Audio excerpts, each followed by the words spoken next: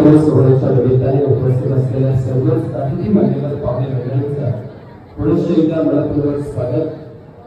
सूचना संसारात डोळ्याचा खेळा लागणारच, पंक्ती मागे सावलीसारखी असावी, भांडे पण साथ सोडणार नाही अशी तुकोबांच्या आवडीसारखी असावी. आमचे जगद्गुरु संत तुकाराम महाराज भंडारा डोंगरावरती परमपिता पांडुरंगाचा निर्माण करण्यासाठी, पांडुरंगाचं नामस्मरण करण्यासाठी जायचंय. परंतु आपला पती भंडारा डोंगरावरती नामस्मरण करण्यासाठी गेलेले आहेत. ते उपाशी राहू नयेत म्हणून आवडी नावाची पत्नी चंडी बागडीचं गाठोड आपल्या डोक्यावरती घेऊन त्या भंडारा डोंगरावरती काट्या कोट्यातून राणावणातून वाट काढत काढत डोंगरावरती पोहोचायची आणि आपले पती जगद्गुरु संत तुकाराम महाराजांना 4 घास खाऊ घालायची. तुकोबांनी जेवल्याच्या नंतर आवडीच्या मनाला शांती लावायची.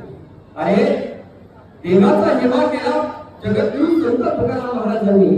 परमपिता पांडुरंगाने पहिलं दर्शन दिलं ते पत्नी असलेल्या आवडीला. मला सांगायचं आहे की संसारामध्ये सुद्धा आपल्याला देवाला प्राप्त करता येतं, परमेश्वराला प्राप्त करता येतं, परंतु तो संसार तितका नेटानं भक्ती भावाने करावा लागतो.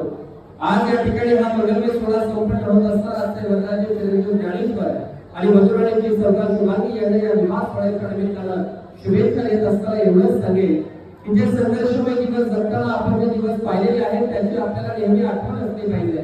कारण की सुंदर चेहरा एक दिवस म्हातारा होतो, हे बलाढ्य असलेले शरीर एक दिवस गळून पडतं. आपल्याकडे समाजकारण राजकारण काम करत असताना मिळालेली अनेक पदे असतात, ही पदे सुद्धा एक दिवस निघून जातात. परंतु एक चांगलं चारित्र्य संपन्न असलेले व्यक्तिमत्व कायम टिकून राहतं आणि उभ्या आयुष्यात सरपंच साहेब 2 पैसे कमी कमावता आले तरी चालेल, परंतु एक चांगलं चारित्र्य संपन्न व्यक्तिमत्व कमावण्याचा प्रयत्न करा.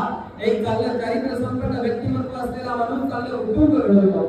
एक चांगलं चारित्र्य संपन्न व्यक्तिमत्व असलेला माणूस चांगला समाज घडवतो. आणि म्हणून एक चारित्र्य संपन्न व्यक्तिमत्व कमावण्याचा प्रयत्न करा. दरम्यानच्या कालावधीमध्ये पंचायत समितीचे माजी सदस्य गटनेते वर्णित निरीक्षण गांधारे साहेब आपण उपस्थित, आपणही मनपूर्वक स्वागत.